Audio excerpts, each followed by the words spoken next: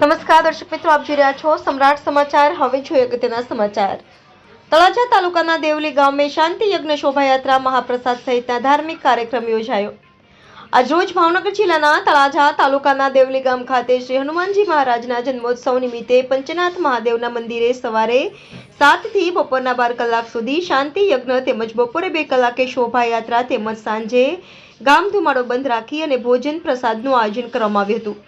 તેમજ રાત્રે સત્યનારાયણ ભગવાનની કથા, સુંદરકાંડ સહિતના ધાર્મિક કાર્યક્રમો યોજાયા હતા. આ કાર્યક્રમના મુખ્ય દાતા ભાવેશભાઈ દુલાભાઈ સગર તેમજ અંકિત દુલાભાઈ સગર રહ્યા હતા. સમ્રાટ સમાચાર, તળાજા.